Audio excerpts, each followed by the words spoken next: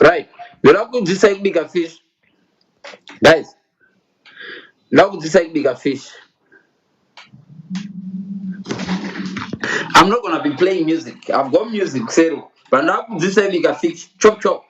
Fish yekunamibhia iyi hataiti manamibhia mazitye ndaipatanura ndaivhura. So I want to teach you how to cook fish, right? Style Italy and Leon, and you will enjoy it, right? Unotora mazai ako, right? Mazai ako 3 or 2 or put it on, right? I'm gonna do it now, right? So rabai muripo. So mazai ako aya, right? Unotora mazai ako ndatora matatu, but I should maybe just use 2. Ndatora matatu ndobva ndaputsira mukandiri kandigwana woti gba 1 zai waputsira wodurura woisa wotora rimwe zai 2 ka andigoni kuputsa zaina 2 wadurura mafuta anenge wakaisa mupani iroko achifanira kudziya mafuta, right? Woti bam rimwe zai futi iri, right? Mazai matatu aputsika nditi wotora ukanda mbeni wakadai ndoda kudzidzisa kubika fish in 2 minutes. Fish yakakurisa pani yangu idiki saka unoigura napakati, right? This fish is big saka ndoigura napakati kuti igokwana gura napakati banga rangu riri so good, right? Handinaisa salt yet, mavo. Make sure aubate zvinhu zvakawanda zvinonhuhwa because fish inonhuhwa. Ukabata nemwana ukadzi musazozvikwenya musina kugeza maoko kana wabata fish unonhuhwa forever. Musambozvikwenya musazvikwenya kana wabata fish. Wotora salt, ndesalt yokumax and Spencer hainyanyi kuvava but ndongozadza wozadza fish. Ndiri kuisa salt pafish yangu iyi. Salt yakawanda ndoipidigura ndoisa salt. Remember ndaisa mazai mundiro iyo kandidi mukandigwana ndovhura ndoisa futi salt ndotora imwe salt ndoisa mumazai muyamuyama andaisa shoma.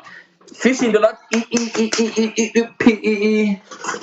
igoita uyu wokurunga bhozi kandiro akandoshanda wokurunga mazai aya kuti apatsanuke anditi yoke isangane yoke yacho ibva yasangana white egg white here. Wadai so wotora 1 piece yefish here wonyika muma eggs aya. Hapana zvimwe zvandaisa nangoisa munyu nema eggs, right? Wonyika muma eggs uchiisa pakati wakaivhura uchifudugura uchivhura uchiisa mazai nomukati mayo kuringwengweredza wakaisa musoro wese mumazai imwe yayo sezvizvi, right? Mazai ese akatenderedza uyu wogadzika panapa, right? Mafuta ari kupisa saka mafuta zvaari kupisa pane andoshandisa it's an old fashion. Amona akudiya kutoita chiutsi. Wotora fish ya 1 yayo woimurudza wodai so woiti mazai momo rona wobhara fish yakatenderedzwa muzai. Wotora imwe piece yefish yawoisa futi mumazai asaramo. Izvo zviri kuitika within seconds ka zvandiri kutaura. Woivhura uchiisa zai mukati because uko chiri kutsvaka moto wacho wakanyanya kuwandisa ndogona kudzikisa mbijani. Wovhura futi already iya imwe ichirimo mukati. Wotora imwe piece yechitu iyi wowisira futi mukati imomo inenge iri deep fried. But paunoisira yechi2 because moto wangu wakawandisa unopidigura yekutanga. Paunopidigura yekutanga kuti itsve rimwe side because ukainonokera inogona kuzodii kuzotsva. Saka mira ndikuratidza inenge ichifanga wake yakutaridzika yake side ratsarieriya iro uri kuona ndozvayaita rimwe side. Uri kuona zvaita kune rimwe side racho haisati yaita nditi, right? Woisa imomomo mafuta ari kudeuka wopidigura imwe iya futi imwe piece yacho womboti vhare because deep fat frying ka muri kunyanya kupisa straight ngandipurisa chuzi mafuta ari kunyanya kupisisa mazai anogona kutsva. Saka wodai wotora usati waipidigura keti yekutanga yeya yausati wapidigura. I'll show you. Muri kuona kuti iri kunhuhwira sei, uri kuona yatsvukira sei. Asati apedza woidzorera mumazai amwe asara futi woidzorera wotora mazai uchidira futi mukati momo dira mazai. Remember mazai taaisa munyu, tora mazai achipinda nemusoro wefish.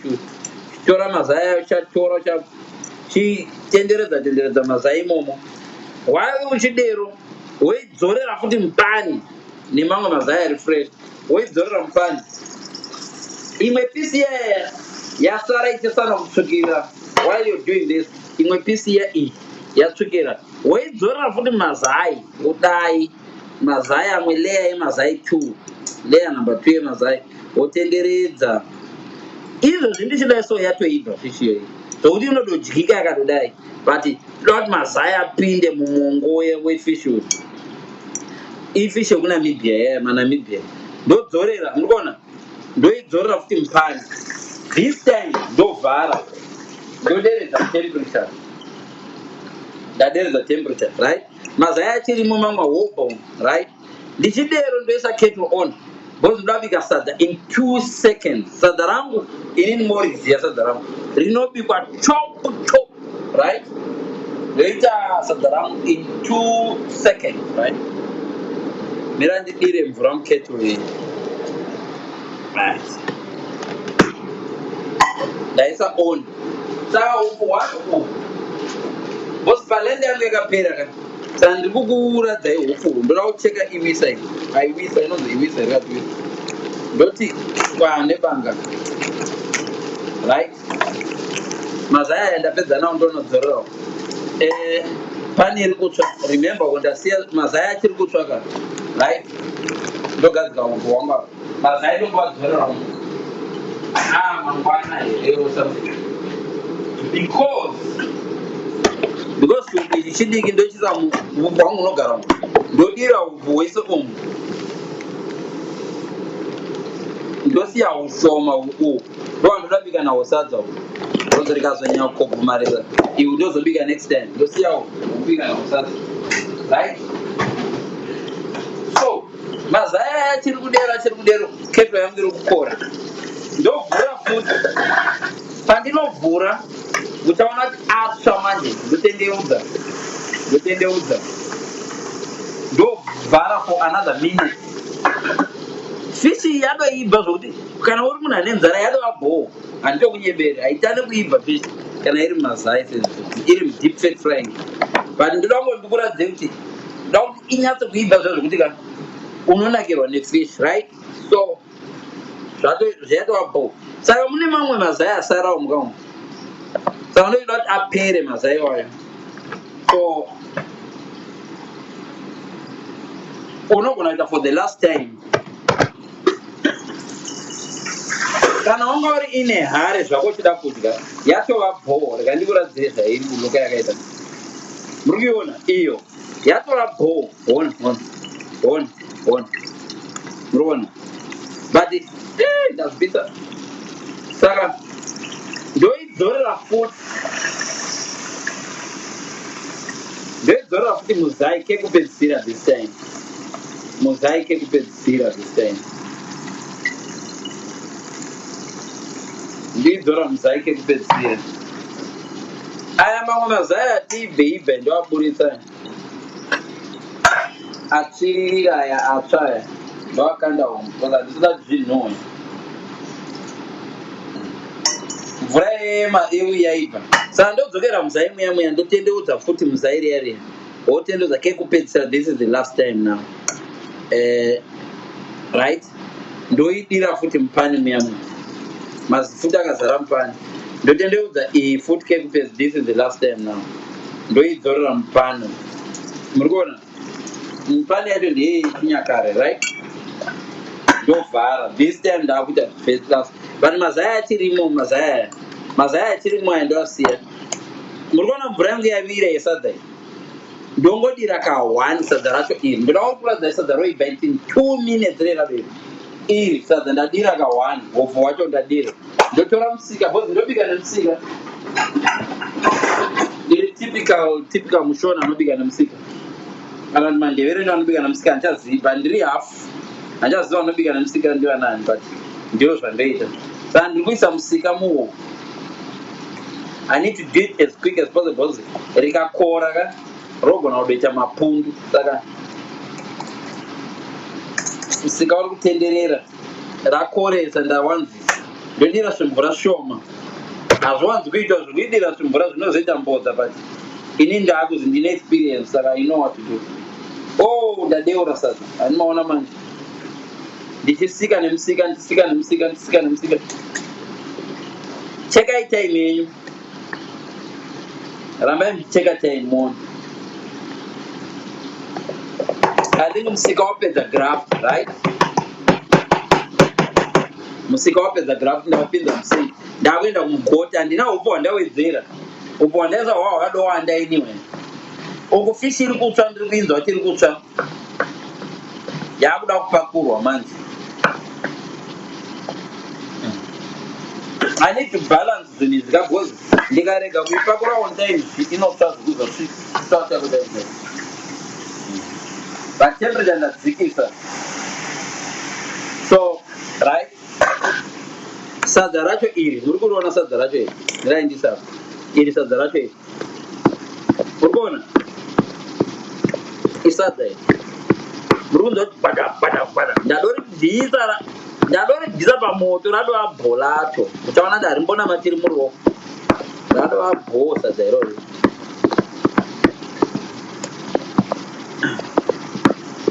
muri kuriona here sadza vati maungozadzwa chiudzi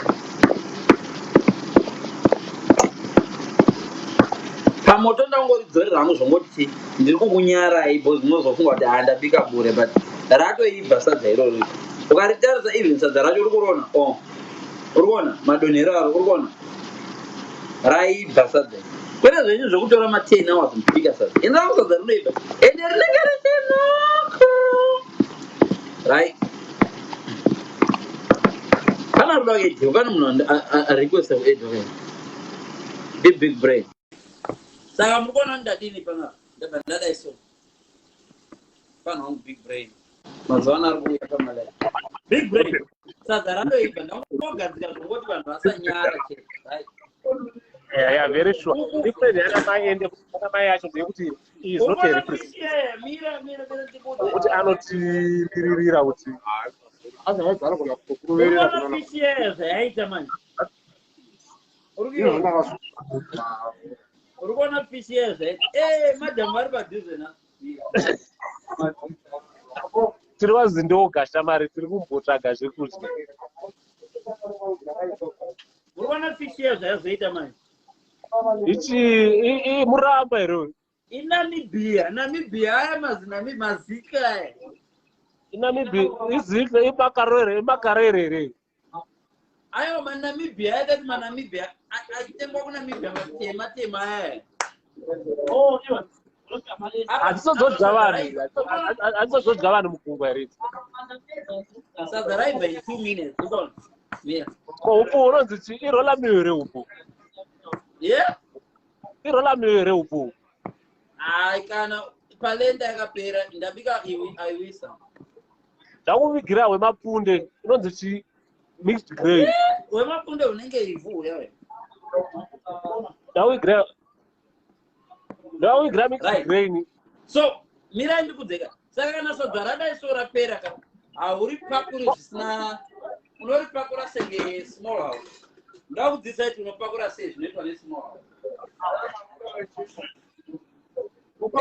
ndinopakura sei pachismall house chine shape yaunoda ini ndine kapu yangu yandoisa mabhiskits apa nomwa saka ndoda kuti nhasi ndipakure sadza rangu rine shape yekapu yangu so unotora kapu yako iyi wotora sadza riya muri kuona sadza iri woripakura worisa mushape iyo yaunoda iyi shape yandiri kudai ndeye kapu right ndopakura futi right ndozvamaitira varume izvi so wadero wodai so uri kuona uri big eating aiwa ari kuzvataura zvinobeka sense taura mabudiro arinoita ende zvotoitwa manje ndinoda kudzidzisa ikako zvoitwa sei right saka uchidai so kuti ritore shape yekapu yacho iyo unotora shape aiwa achichinjokaisi nemasmalls da so pachismall asi ari kurevesa ndakashepeka rere sadza racho rese rakwana manidi muri kuona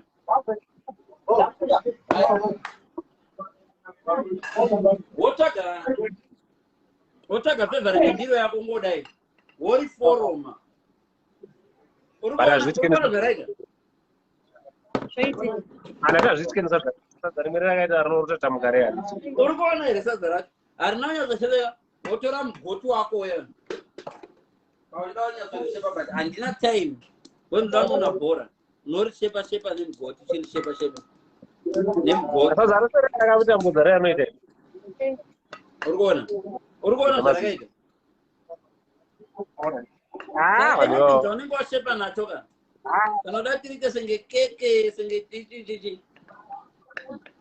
saka ukadodai so big brain ka sadza rato wako wotora fish yako 1 nhasi ndodya yese ndoda kudya yese uri kuona fish yangu iyi fish yangu ndoiwaridza pasaidi rega ndigure muswe uruona ndiruzviona uri nyatsoona ka uri kuona ndiruzviona ndiri kuona mazitya ayo mazitya abuda paranzandaita supu remember pane supu pane zai riere randaputsa harina kunge rapera riri umukangu saka zvaunozoita manje handizandaita supu saka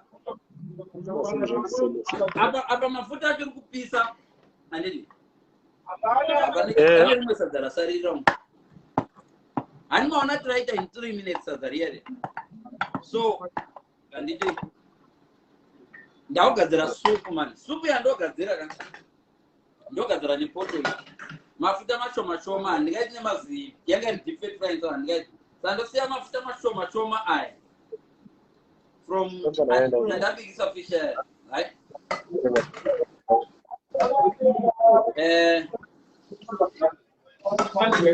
so ndonochekerera matomatoes handiti handina time yekusavhei ndine tomatisira ndatora right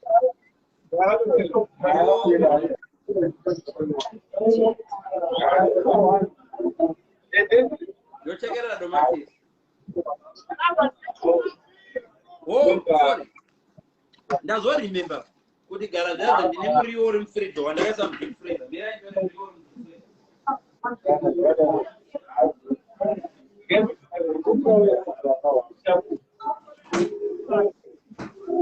ndandakanoti last time ndakachekerera muriwo chomori yai ndikaisa mudeep freezer saka ndakuiira musupu yai asi chembere dzagumana here ndakangana kuti pane muto wemazawe okay nditazvisangana ndakutora muriwo uya wechomoriya ndoisa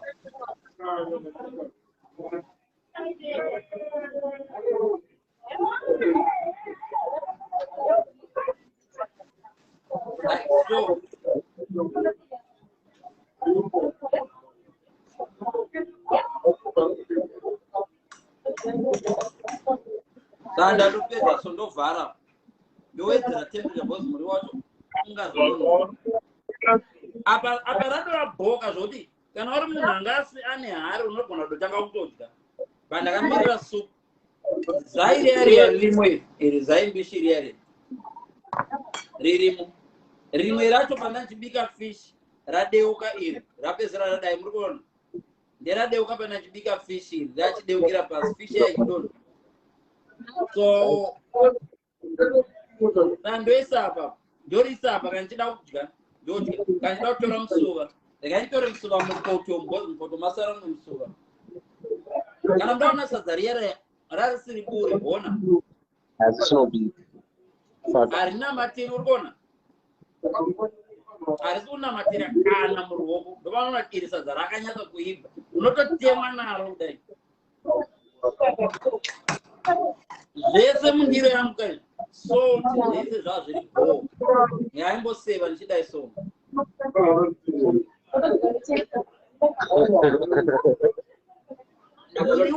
kwesere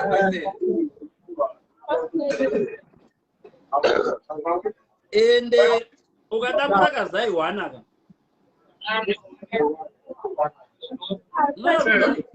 zvese kwesere muriwo uri kubikwako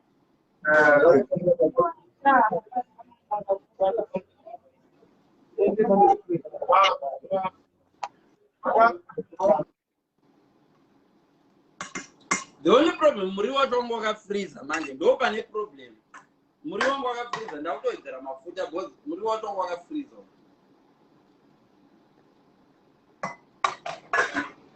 amwe mafuta asara ndozobikisa mangwana mapseni breakfast kana chichi otherwise stove yangu iri kuramba kupisa iri ndinonokera because sadza racho mariona radoita bho ndangosara muriwo pagepa apa ndo pandaisa muriwo apa kana ndida rimwe zai ndoisa apa but fish yadova bho ndo paperera kubika kwedu muto uyu wemazai kana uchida unozoudira mumuriwo futi mumu wadaita ndokona anowanzwa muriwo wangu ruibva so ngandisuke banga ndiridzorere because rinotyisa banga iri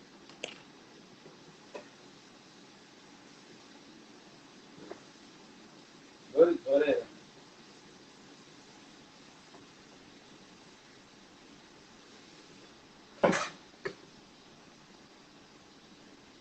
pana nemubvunzo here raibva sasa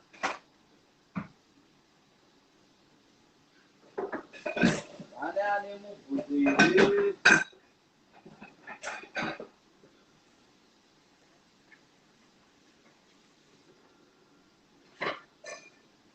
here chimugoti changu ichi muriwo wangu ndichikurunga chomoria yangu yeye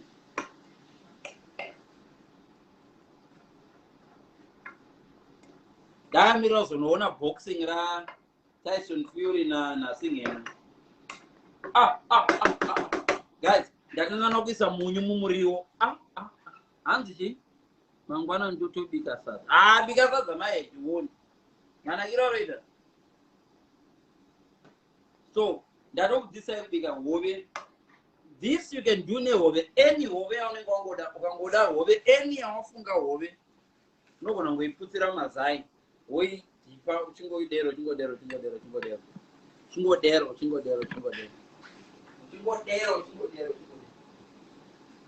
Saka because sadza ndarita pachi small house, ratora shape yekapu yandandinayo ndo unogona kuita shape yekandiro, shape chichi.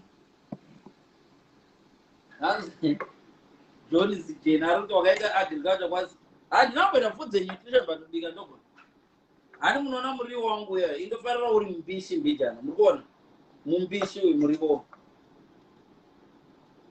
mumbishi bona auchaka freezer sasa ndakutora mazaya ndanchidira ndongodai ndakwadira imomo mumuribo imomo zviri kutora time John ukabvunza munhu anonzi Isawo Mavhunga ndakambo aive bhosi wangu arimo moshanda naye Isawo Mavhunga anokuudza ndiwo mabikiro angu fish kubhakari saka ndadira muto wemazayo yauya mukatu mumurivo imomo hameno zvazvichangozoita izvozvo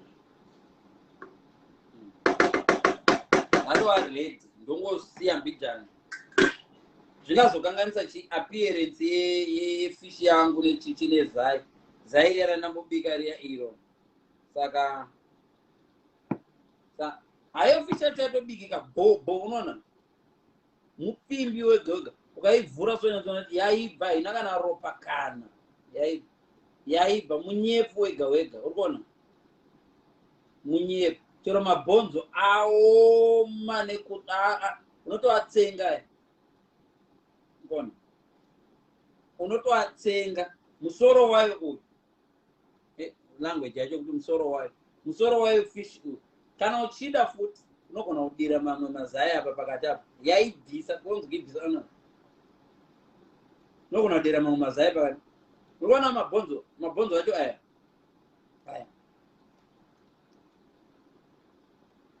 arukutika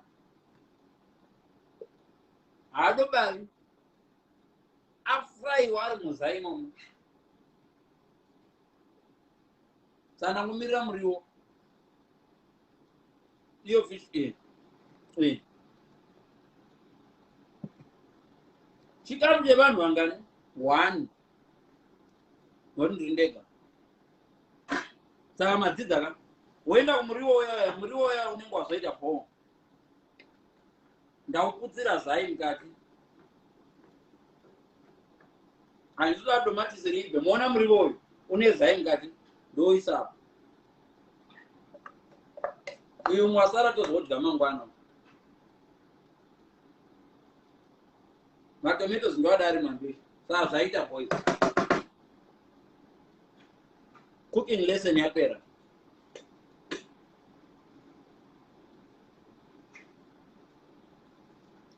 thank you so much valaleli cooking lesson ndopa yagumira muri kuona ndabika in how many minutes muri kuona mugoto wangu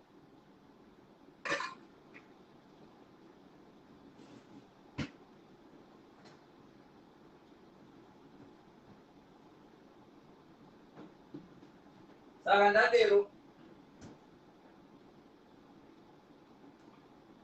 ndadero ndakutora gilasi rangu ndakudira zvangu drinki yangu ndakutodira drinki yangu but haina kukwana yakadai so we ndoda idira ine blue ine blue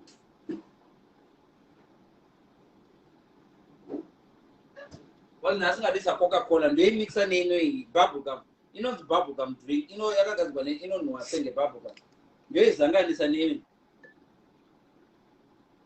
uchaona kala yacho ichichinja angoona kala yacho yakuchinja so iri fizi musazviita zvinozofuta matapirirano yadrinki iyo ikaizanganisa nebubblegum ine kaflavor kebubblegum waizanganisa imountain dew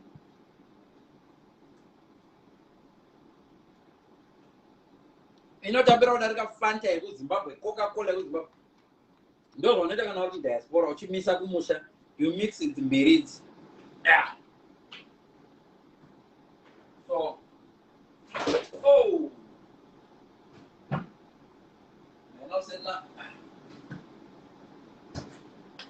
kana uchida wotora mazoe wodira futi imomo undiluted mazoe meraniuda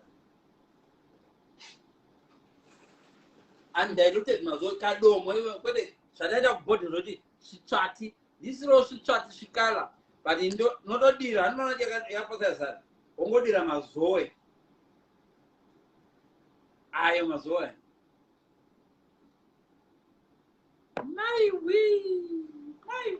musazvi don't try this at home kana musinga exercise dumbu rinokura kusvika ukoko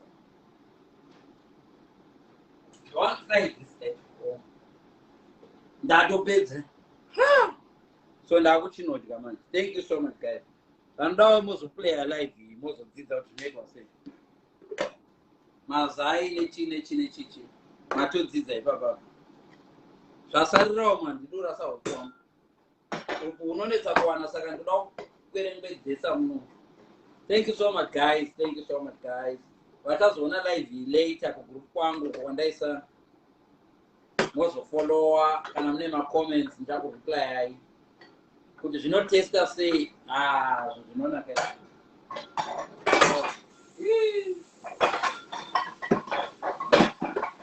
so thank you so much guys nakunoona bhora ndichidya zvese zvinozvibika pahalf time zvinoibva pahalf time ndichaposta picture yacho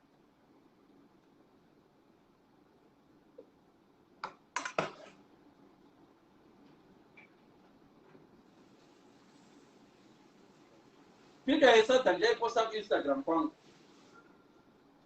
instagram yangu inonzi hendilion mapira